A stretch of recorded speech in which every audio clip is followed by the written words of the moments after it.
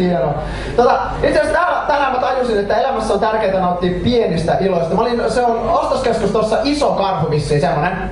Joo. Ja mä olin Iso Karhussa, mä seison liukuportaissa, kun mä tajusin, että elämässä pitää nauttia pienistä iloista. Mun elämäni kaksi semmoista oikein saakelin kokosta vartijaa, semmoista ihan saatanan kokosta stevaria.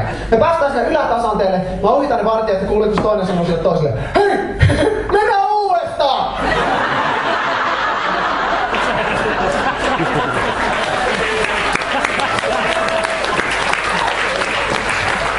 Sinne lähti alas ja tuli ylös ja alas ja...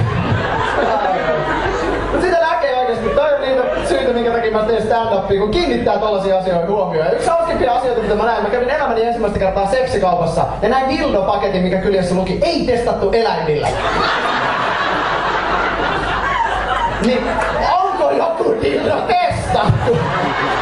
Miettikää semmonen yliopiston tutkimuslaboratorio, siellä on assistentti, tutkija, 6 lammasta pyllistää pöydällä.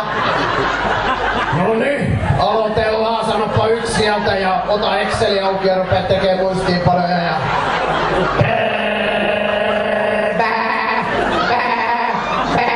Sano mua paimeneksi, saatana!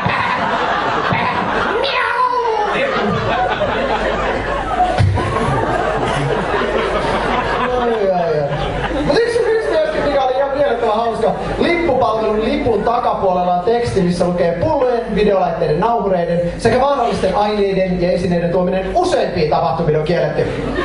Ja mä mietin, että se on pakko olla se tilaisuuden järkkäri, joka saa päättää, mitä minnekin konserttiin voi viedä. Seisoo konsertti on silleen: hei, mikä toi on? Tää on lipsipullo. Joo, pistä pois. Mikä toi on?